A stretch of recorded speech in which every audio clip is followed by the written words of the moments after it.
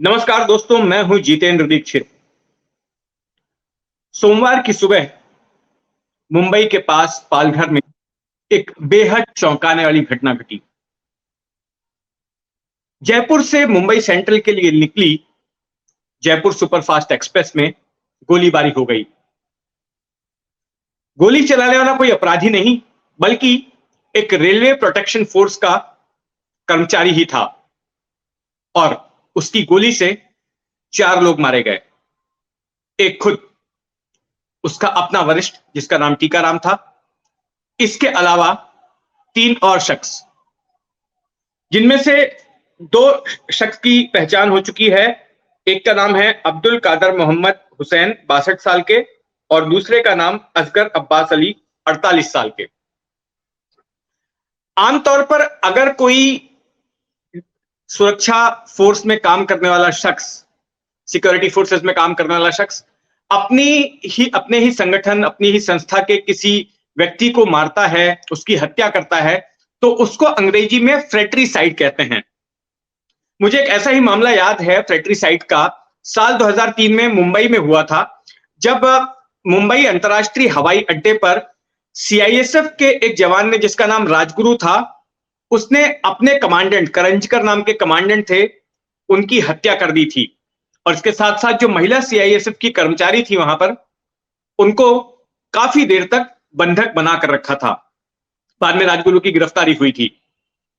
लेकिन ये जो मामला है जो जयपुर सुपरफास्ट में हुआ, वो उससे थोड़ा सा अलग है। अलग इस तरह से कि इसमें फ्रेट्रीसाइड के साथ साथ होमिसाइड का भी मामला है। अपने वरिष्ठ के अलावा उसने 3 और लोगों की जान ले ली। अब आखिर इसके पीछे मोटिव क्या था? ये हत्याएं उसने क्यों की?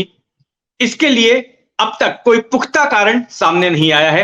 इस पर अभी भी सस्पेंस बना हुआ है और अखबारों में, मीडिया में अलग अलग कारण अलग अलग सूत्रों के हवाले से दिए जा रहे हैं। एक कारण यह बताया जा रहा है कि वो खफा था कि उसको छुट्टी नहीं मिल रही थी, उसकी तबीयत खराब थी और इसकी वजह से उसने नाराज होकर गोली चला दी। एक कारण यह बताया जा रहा है कि उसकी पहले से ही उसको कोई मानसिक बीमारी थी, मेंटल इश्यूज थे, जिसकी वजह से वो अपना आपा खो बैठता था और इसी में उसने आवेश में आकर यह हत्याएं कर दी। लेकिन इस घटना के बाद एक वीडियो भी सोशल मीडिया पर काफी वायरल हुआ। उसकी सच्चाई की तो पुष्टि अभी तक नहीं हुई है, लेकिन यह बताया जाता है उस वीडियो के बारे में कि उसी डब्बे में सवार एक और मुसाफिर ने इस वीडियो को रिकॉर्ड किया था और इस वीडियो में ये जो शख्स है, चेतन सिंह नाम का शख्स, जिसने की यह हत्याएं की, आरपीएफ का वो कांस्टेबल, वो जिनकी हत्या करता है, उसकी लाश के पास खड़े होकर भाषण देता है। और भाषण में क्या कहता है? भाषण में वो कहता है, पाकिस्तान से ऑपरेट हुए हैं ये और मीडिया यही कवरेज दिखा रहा है। उनको सब पता चल रहा है ये क्या क्या कर रहे हैं। अगर वोट देना है, अगर हिंदुस्तान में रहना है, तो मैं कहता हूं मोदी और योगी ये 2 हैं। तो अगर उस वीडियो में सच्चाई है, अगर वाकई में उसने ये बातें कही हैं, तो ये काफी गंभीर है। और क्या यही मोटिव था इन हत्याओं का, कि वो शख्स धर्मांध हो गया था, कि उसने एक विशेष समुदाय के लोगों को चुन चुनकर उस ट्रेन के भीतर मारा? यहां पर वो मीडिया का भी हवाला दे रहा है। क्या इसके पीछे मीडिया भी दोषी है? जिस तरह से तमाम न्यूज चैनल्स या वेब पोर्टल्स हिंदू मुस्लिम हिंदू मुस्लिम हिंदू मुस्लिम का कवरेज दिखा रहे हैं, जिस तरह से नफरती कवरेज को बढ़ावा दे रहे हैं, क्या यह उसका परिणाम है? एक वक्त था जब इतने सारे टीवी चैनल नहीं हुआ करते थे और अखबार ही एक प्रमुख माध्यम होता था खबरें जानने का। तब रिपोर्टिंग के वक्त काफी संयम बरता जाता था। अगर 2 समुदायों में भी टकराव हुआ है तो किसी समुदाय विशेष का नाम नहीं लिया जाता था। यह कहा जाता था कि एक समुदाय का दूसरे समुदाय से टकराव हुआ है, उनके बीच में झड़प हुई है, उनके बीच में हिंसा हुई है। लेकिन अब हम देखते हैं कि खुलेआम समुदायों के नाम लिए जाते हैं और ऐसे विषयों पर डिबेट्स होती हैं, चर्चाएं होती हैं, जिससे कि मामला और गर्म होता है और भड़क जाता है।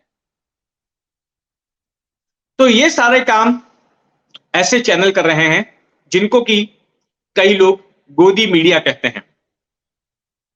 आप कहेंगे कि अब से महीने भर पहले तक मैं भी एक ऐसे ही चैनल का हिस्सा था जिसकी गिनती कई लोग जो है गोदी मीडिया में करते थे।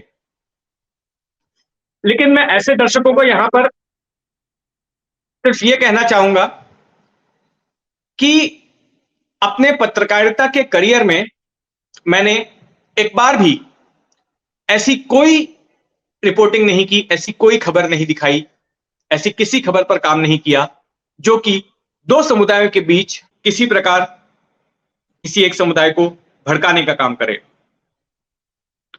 तो बात घूम फिरकर आ जाती है कि आखिर यह हत्या क्यों की गई? चेतन सिंह नाम के उस आरपीएफ के कांस्टेबल ने यह हत्या क्यों की? अगर इसके पीछे उसकी कोई मानसिक बीमारी का कारण है तो यह पता लगाना जरूरी है। रेलवे पुलिस ने मामला दर्ज कर दिया है कि क्या उसकी कोई वाकई में हिस्ट्री रही है या फिर अब ये उसके वकीलों की ओर से कोई बचाव के लिए दलील दी जाएगी कि वो मानसिक रूप से बीमार था, इसके लिए उसने ऐसा किया।